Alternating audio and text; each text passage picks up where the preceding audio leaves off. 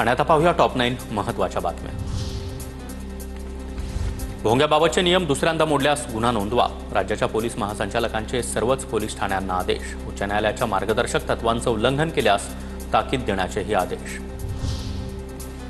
केंद्र सरकारच्या पुढाकारातून ॲग्रीस्टॅक योजना सुरू। कृषी कर्जाची सर्वच प्रक्रिया ऑगस्टपासून प्रायोगिक तत्वावर ऑनलाईन पद्धतीने होणार। शेतकऱ्यांना ऑनलाईन अर्ज करून कर्ज मिळवता येणार। आयसीआयसीआय बँकेच्या माजी मुख्याधिकारी चंदा कोचर लाचखोरी प्रकरणामध्ये दोषी। व्हिडिओकॉन समूहाला कर्ज मंजूर करण्यासाठी लाच स्वीकारल्याबद्दल न्यायाधिकरणानं दोषी ठरवलं।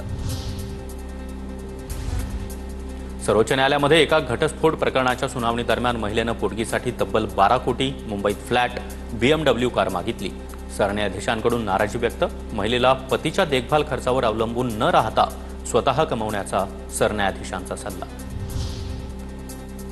पहिलं प्राधान्य मातृभाषेलाच आहे। मराठी ही महान मराठा साम्राज्याची भाषा।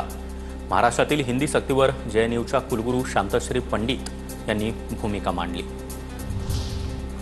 सायबर गुन्ह्यांमध्ये नागरिकांचं 22,845 कोटींपेक्षा जास्त नुकसान। 2024 मध्ये सामान्यांच्या फसवणुकीमध्ये तिपटीनं वाढ। लोकसभेत सरकारची माहिती। कोकण रेल्वे उद्या ब्लॉक।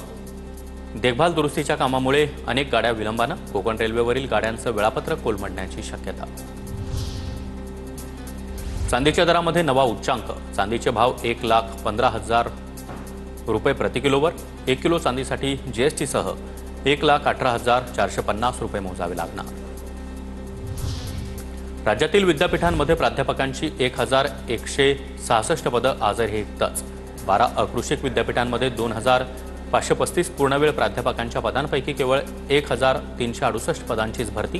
नागपूरचे माहिती अधिकार कार्यकर्ते अभय कोलारकर यांची माहिती।